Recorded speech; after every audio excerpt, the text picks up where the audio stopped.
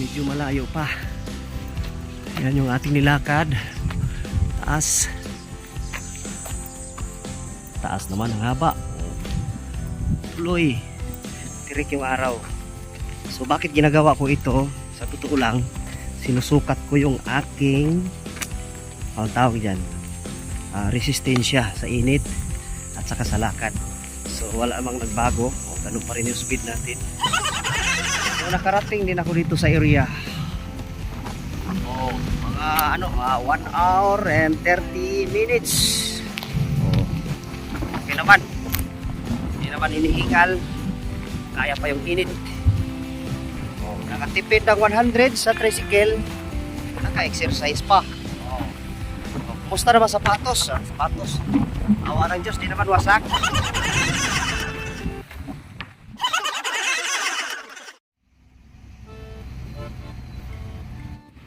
Hello, good morning Facebook, good morning YouTube. Time check, mag alas 10 na ng umaga. Sakay ako ngayon ng ordinary bus papuntang Barangay Alas Asin dito sa amin sa Maribeles dahil doon ako magre-report sa aking trabaho.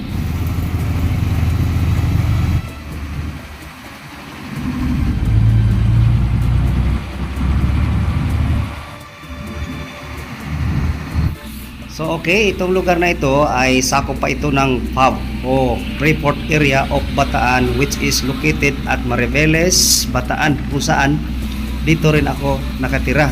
So ngayon, sakay ako ng ordinary bus papuntang Barangay Alas Asin. So ito, paakyat na ito ng zigzag road. Paglagpas ng zigzag road, yun na yung Barangay Alas Asin. So nandun yung aking unit. Doon ako magre-report para sa aking trabaho. Galing kasi ako nag-leave. So kung napanood nyo yung previous video ko, ako ay nag-leave, bumaba ako sa Masinloc, Zambales. So habang naka-on leave ako, bumiyahe sila papunta rito sa Barangay Alas Asin sa may pier ng Maap. Sa mga nakapapanood ng aking video ito at hindi mga taga rito sa Maribeles, di pa kayo nakapunta, ito ang zigzag road sa amin dito. Parang paliko-liko, parang bituka ng manok. Parang nakakatakot pero di ka dapat matakot kasi yung mga driver dito ay sanay na sa ganitong senaryo. Pati kami sanay na rin.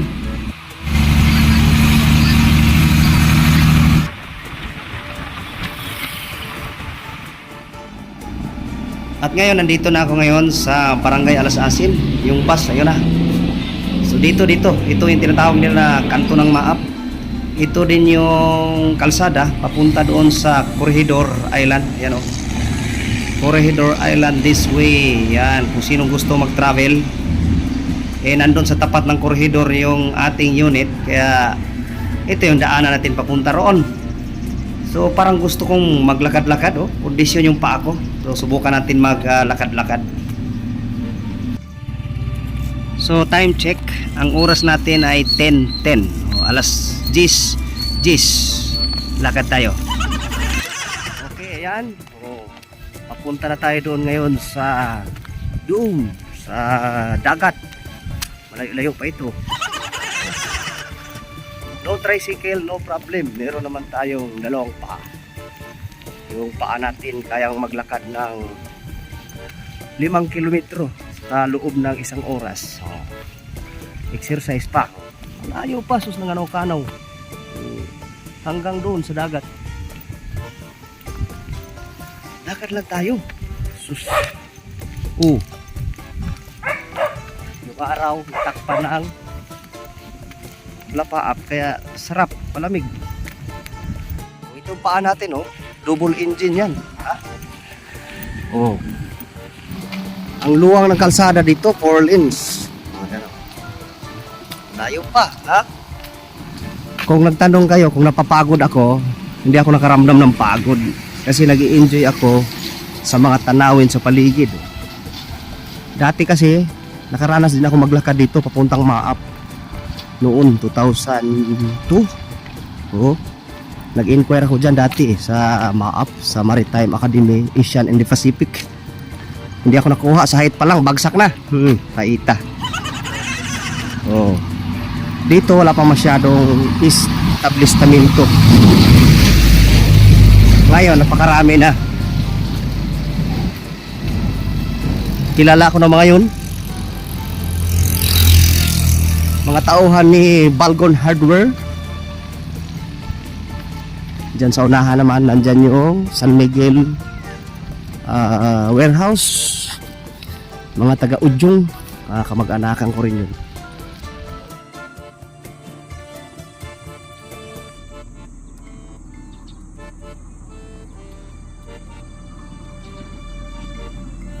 Mabait yung kuya, oh. Yun yung nakasingle.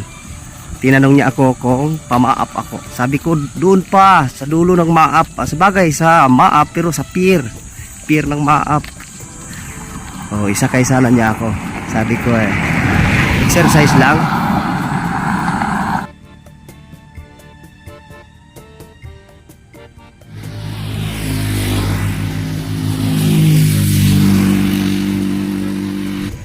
So dito ngayon nakikita ko na yung kulay blue, kulay puti at saka blue na bakod, pader. So ito ay pader na ng maap. Makakaditi na ng maap yan. Ito yung school. Dito naman may tuda naman na bumabiyahe rito. Mula doon sa highway papunta sa aking paroroonan, 100 per head kasi malayo kasi. Ito yung pinaka main gate ng MAAP o ng Maritime Academy of Asian and the Pacific. Kilalang maap ang lugar na ito kasi ito ang pinakaunang malaking establishmentong naitayo dito sa lugar na ito.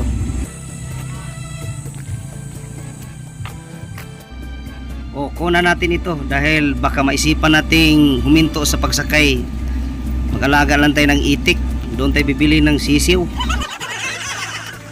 Yun, dito pala sa baba ng maap compound, nandito pala yung Ujong, yung warehouse ng San Miguel Beer. So ayan, tapos na tayo mag-inquire sa mga presyuhan ng mga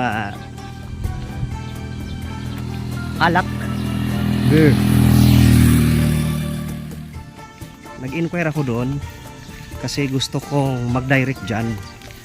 Si Mrs. kasi, yung tindahan ni Mrs. Bumibili pa doon sa mga nagtitinda rin doon sa bayan. So maganda makadirect dyan.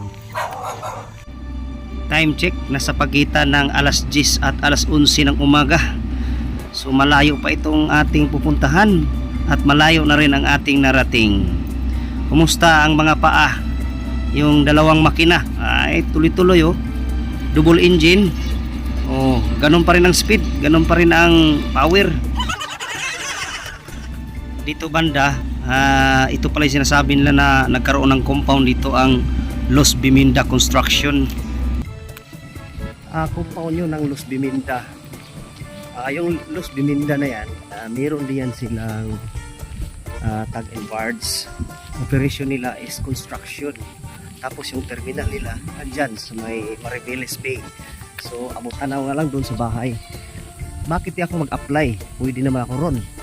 Yun nga, malapit sa bahay. So ibig sabihin, engganyo ka mag-uwi-uwi. So pag nag-uwi-uwi ka, ma-intriga ka. Pag na-intriga ka, masaktan ka, diba? So posible kang mateknikal. So ibig sabihin, di ka rin tatagal. So di kaya yun ang inisip ko na wag na lang muna. Medyo malayo pa. Ayan yung ating nilakad. Taas. Taas naman ang haba. Tuloy. Tirik yung araw. So bakit ginagawa ko ito?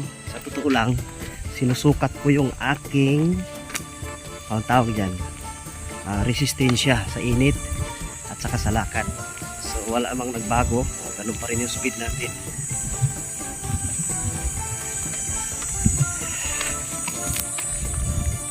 Susukat tayo ng resistensya.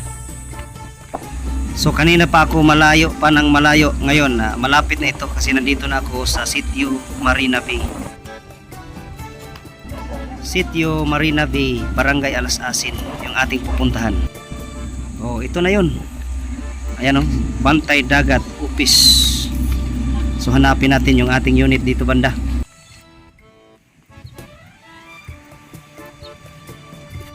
At sa wakas nakarating din ako dito. Alas 11:40. Oh, mag alas 12 na. nakarating din ako dito sa area. Mga 1 hour and 30 minutes. Okay naman. Hindi naman hinihingal. Kaya pa yung init. Nakatipid ng 100 sa tricycle. Naka-exercise pa. Kumusta naman sapatos? Sapatos. Awa ng Diyos, di naman wasak.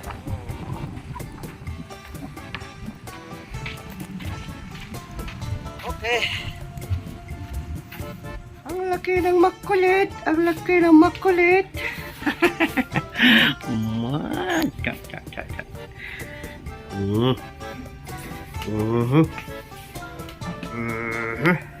Aha.